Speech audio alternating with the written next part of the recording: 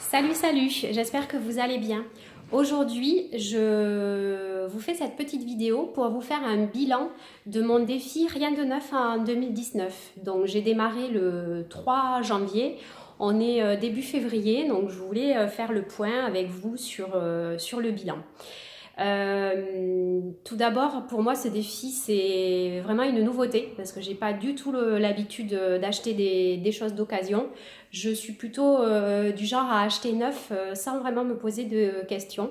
Mais ce défi aussi vient pour moi dans une continuité de ma volonté de réduire mes déchets, de mieux consommer et de faire plus de gestes pour ma planète. Donc ce mois-ci, je trouve que je me suis quand même pas mal débrouillée par rapport au défi. Déjà, ce que j'ai acheté neuf ce mois-ci, ça va être un carnet, mon bullet de journal. J'ai acheté des feutres également, tout neuf. Et j'ai acheté des élastiques pour les cheveux. Alors je sais que Bea Johnson, la papesse du zéro déchet, trouve ses élastiques par terre, mais moi je les ai achetés neufs. Voilà. Sur les objets que j'ai achetés d'occasion, donc ce mois-ci je suis allée dans une recyclerie et j'ai pu acheter des vêtements pour les enfants. Bon, il s'avère que ces vêtements ne sont pas forcément parfaits puisque le pantalon et la chemise que j'ai achetés ne leur vont pas très bien. Donc ça repartira à la déchetterie, je pense, enfin à la recyclerie. J'ai réussi à trouver, grâce aux réseaux sociaux, une paire de rideaux que j'avais besoin pour habiller une pièce. Ce que j'ai réussi à acheter d'occasion sur le site Vinted, c'est un crayon à sourcils. Alors, le crayon à sourcils, je l'ai acheté sur Vinted. Malgré tout, il était neuf. Donc là, je ne sais pas vraiment si ça compte pour le défi ou pas.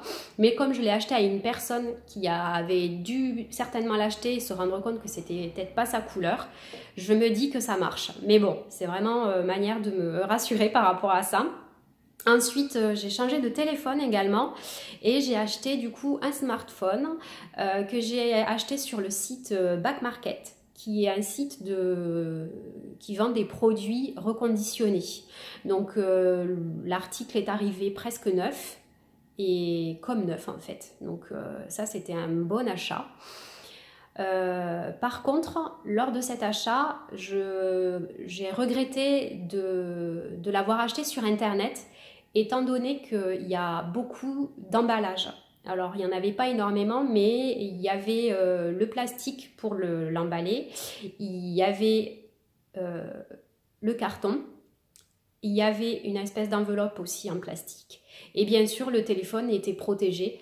Donc, c'est vrai que là, pour le coup, même si l'article n'était pas neuf, sur le plan écologique, c'est pas terrible par rapport aux emballages et aussi aux frais de transport. Sur ce site, en fait, j'avais aussi besoin d'acheter une souris d'ordinateur. Alors là, par rapport à la souris d'ordinateur sur ce site Back Market, d'abord je me suis aperçue que les frais de port étaient super élevés, quasiment la moitié du prix de la souris d'ordinateur. Et ensuite, de savoir que l'article allait arriver emballé, ça m'a pas du tout emballé. Et en fait, je me suis rendue dans un magasin Cash Converter à Montauban et j'ai trouvé une souris qui n'était ni emballée et qui était vraiment d'occasion. Donc là, pour le coup, c'est un vrai achat de seconde main et zéro déchet. Donc là, j'étais assez contente de cet achat-là. Ce que je trouve intéressant dans ce défi, c'est vraiment de se rendre compte que notre consommation a un impact sur l'environnement et les ressources, puisque à chaque fois que je réalise un achat, je le note sur le site rien de neuf en 2019.org. Et là, donc, du coup, c'est assez motivant de voir comment ça fonctionne. L'autre chose que je me rends compte, c'est que en réalité, on possède énormément de choses chez nous On n'a pas forcément besoin tout le temps d'acheter. Notamment, j'avais besoin d'une rallonge électrique ou d'un câble HDMI. Et en réalité, en cherchant un petit peu, en farfouillant chez moi, bah, j'avais déjà tout ça. Donc, pas besoin d'acheter. Et c'est vrai qu'auparavant, je serais allée à un magasin pour acheter ces produits. Et là, c'est l'avantage de ce défi, c'est aussi de vraiment réfléchir avant d'acheter quelque chose. Réfléchir si on en a réellement besoin.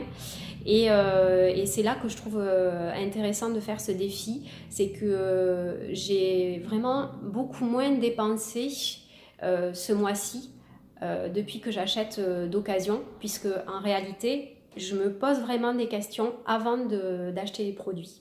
Voilà. J'espère que ça vous donnera envie aussi de lancer ce défi et de vous y mettre.